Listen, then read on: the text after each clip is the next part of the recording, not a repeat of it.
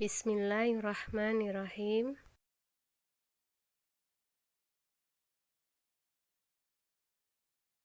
Assalamualaikum warahmatullahi wabarakatuh. Sebelum pembelajaran kita mulai, marilah kita awali dengan doa bersama. Bismillahirrahmanirrahim. Raditu billahi rabba wa bil islami dina wa bi Muhammadin nabiyya wa rasula. Rabbi zidni ilman nafi'a warzuqni fahman wasi'a. Amin.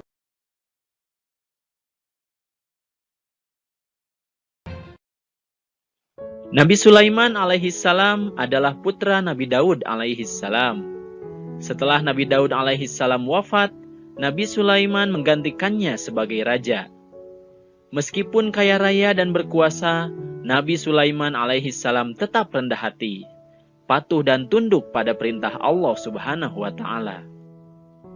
Kisah Nabi Sulaiman alaihissalam terdapat dalam Al-Quran, Quran Surat An-Naml ayat 15 sampai 44. Pada suatu hari, Nabi Sulaiman dan bala tentaranya mengadakan suatu perjalanan. Sampailah mereka di sebuah lembah yang banyak semutnya. Akan tetapi, tidak ada yang menyadarinya kecuali Nabi Sulaiman. Lalu berkatalah seekor semut, "Hai semut-semut, masuklah ke dalam sarang-sarangmu agar kamu tidak diinjak oleh Sulaiman dan tentaranya, sedangkan mereka tidak menyadarinya." Mendengar perkataan semut itu, Nabi Sulaiman tersenyum dengan tertawa. Lalu Nabi Sulaiman pun menghentikan tentaranya untuk menunggu semut-semut tersebut masuk ke dalam sarangnya. Inilah mukjizat Nabi Sulaiman alaihissalam, yaitu Allah Subhanahu wa Ta'ala memberinya kemampuan untuk mengerti bahasa binatang.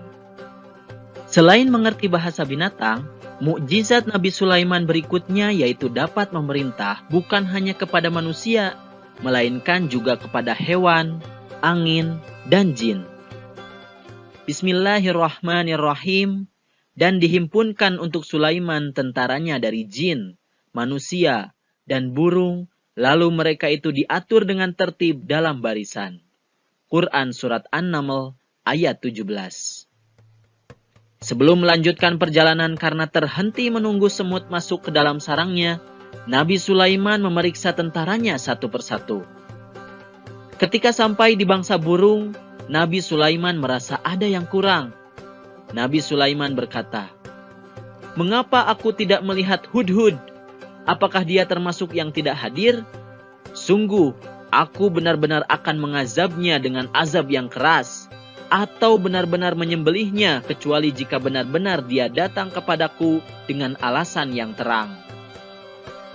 Tak lama kemudian, Hudhud pun datang. Burung Hudhud adalah sejenis burung pelatuk. Ia meminta maaf kepada Nabi Sulaiman karena sempat tertinggal dari rombongan dan berputar-putar di suatu negeri yang disebut Saba. Burung Hudhud pun berkata, "Aku telah mengetahui sesuatu yang engkau belum mengetahuinya, dan kubawakan kepadamu suatu berita penting dari negeri Saba. Sesungguhnya aku menjumpai seorang wanita yang memerintah mereka dan dia dianugerahi segala sesuatu serta mempunyai singgasana yang besar. Aku mendapati dia dan kaumnya menyembah matahari selain Allah, dan syaitan telah menjadikan mereka memandang indah perbuatan-perbuatan mereka, lalu menghalangi mereka dari jalan Allah, sehingga mereka tidak mendapatkan petunjuk. Syaitan juga menjadikan agar mereka tidak menyembah Allah yang mengeluarkan apa yang terpendam di langit dan di bumi, dan yang mengetahui apa yang tersembunyi dan apa yang nyata." Nabi Sulaiman pun berkata, "Mari kita lihat, apakah kamu benar ataukah kamu termasuk orang-orang yang berdusta?" Nabi Sulaiman pun menulis sebuah surat yang ditujukan kepada pemimpin kaum tersebut. Nabi Sulaiman berkata, "Pergilah dengan membawa suratku ini, lalu jatuhkan kepada mereka. Setelah itu, berpalinglah dari mereka, lalu perhatikanlah apa yang mereka bicarakan." Burung Hudhud pun mematuhi tugas tersebut. Terbanglah burung hudhud ke negeri Saba dengan membawa surat dari Nabi Sulaiman tersebut. Sesampainya di sana, burung hudhud terbang masuk ke dalam istana dan menjatuhkan suratnya di depan singgasana wanita yang menjadi pemimpin kaum tersebut. Nama wanita yang menjadi pemimpin mereka adalah Ratu Balqis. Melihat surat tersebut jatuh di depan singgasananya, Ratu Balqis pun penasaran dan langsung membaca isi surat tersebut. Ternyata surat tersebut adalah dari Raja Sulaiman. Dengan menyebut nama Allah yang Maha Pemurah lagi Maha Penyayang. Aku mendengar bahwa ratu dan rakyat kaum Saba menyembah matahari. Sebagai nabi atau utusan Allah, aku ditugaskan untuk mengajak kalian untuk menyembah Allah. Janganlah kamu sekalian berlaku sombong terhadapku dan datanglah kepadaku sebagai orang-orang yang berserah diri. Setelah membaca surat itu, Ratu Balqis pun mengumpulkan para pembesar-pembesar atau penasihat kerajaannya. Ratu Balqis berkata, "Hai para pembesar, berilah aku pertimbangan dalam urusanku ini. Aku tidak pernah memutuskan sesuatu persoalan sebelum kamu berada dalam majelisku." Ratu Balqis pun memberikan surat tersebut kepada para pembesarnya untuk dibaca. Setelah membaca isi surat tersebut, para penasihat itu berkata, "Kita adalah orang-orang yang memiliki kekuatan dan juga memiliki keberanian yang sangat tinggi dalam peperangan. Kita bisa melawannya. Akan tetapi, keputusan berada di tanganmu, wahai Ratu, maka pertimbangkanlah apa yang akan engkau perintahkan." Itulah jawaban para penasihat kepada Ratu Balqis.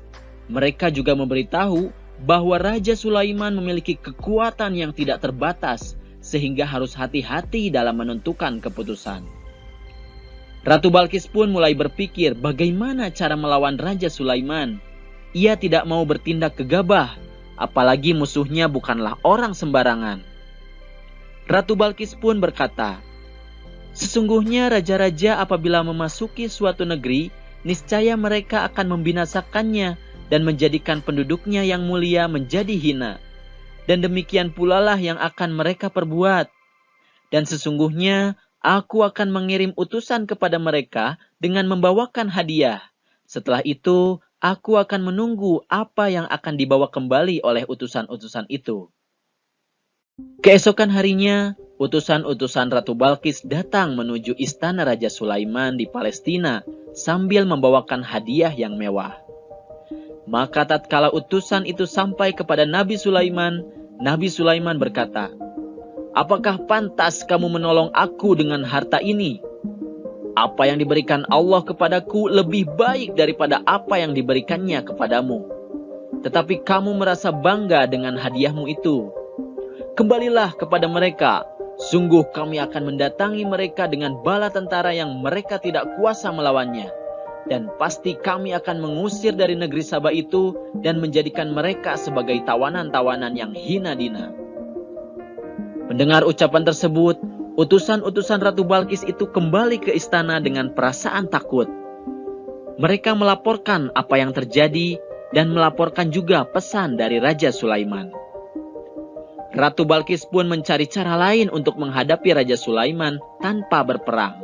Karena Ratu Balqis sadar apabila berperang melawannya, kerajaannya pasti akan kalah.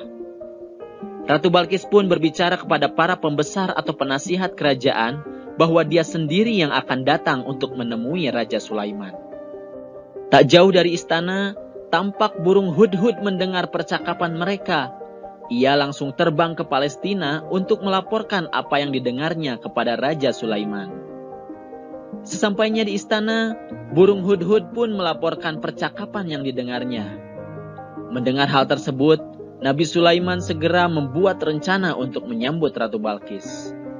Nabi Sulaiman berkata kepada para pembesar atau penasehatnya, "Hai pembesar-pembesar, siapakah di antara kamu sekalian yang sanggup membawa singgasana Ratu Balqis kepadaku sebelum mereka datang sebagai orang-orang yang berserah diri?"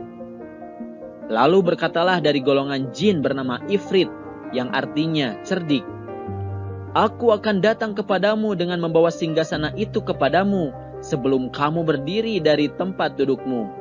Sesungguhnya aku benar-benar kuat untuk membawanya lagi dapat dipercaya.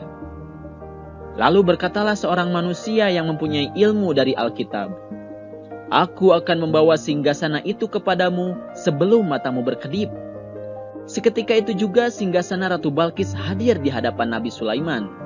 Maka ketika Nabi Sulaiman melihat singgasana itu terletak di hadapannya, ia pun berkata, ini termasuk karunia Tuhanku untuk mencoba apakah aku bersyukur atau mengingkarinya. Dan barang siapa yang bersyukur, maka sesungguhnya dia bersyukur untuk kebaikan dirinya sendiri.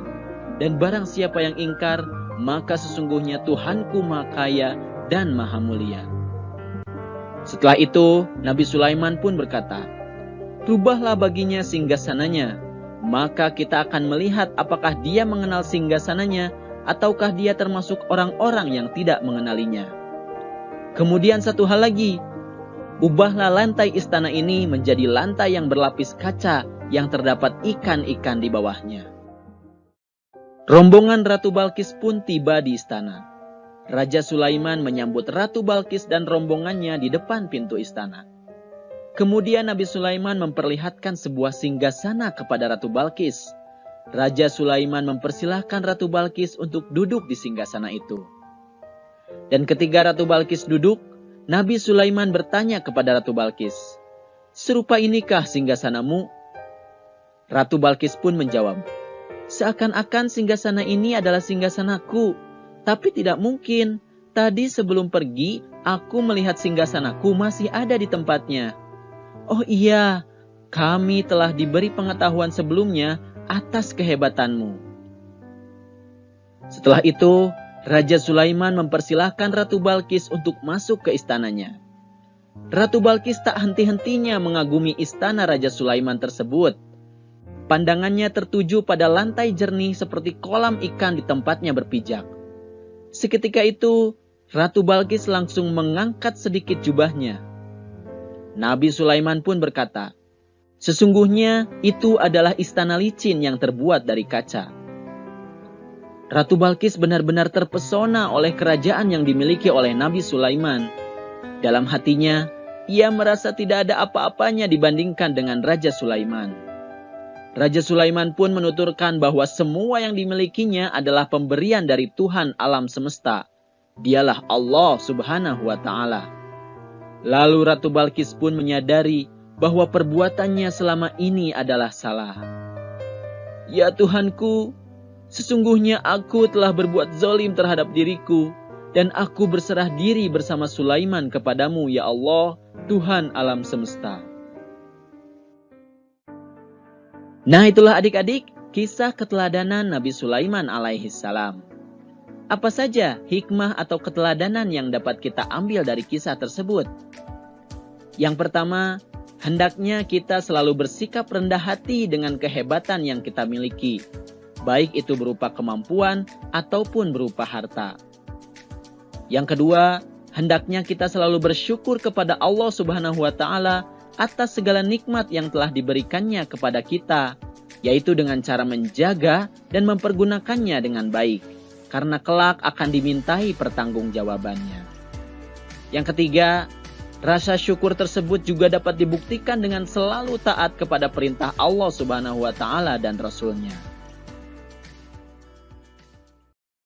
Nah, anak-anak, tugas hari ini yang pertama adalah menyimak video dan memahami materi yang disampaikan. 2. Mengerjakan soal di bawah ini. 1. Kisah Nabi Sulaiman alaihissalam terdapat di dalam Al-Quran surah apa? 2. Tulislah 2 mukjizat Nabi Sulaiman alaihissalam. 3. Tulislah 2 hikmah atau keteladanan yang dapat kita ambil dari kisah Nabi Sulaiman alaihissalam. Soal dan jawaban ditulis di buku PAID-BP ya. Hasil tugas difoto dan dikirim via WA ke nomor Bu Puji. Selamat mengerjakan. Semoga mendapat kemudahan dan keberkahan dalam belajarnya hari ini ya. Wassalamualaikum warahmatullahi wabarakatuh.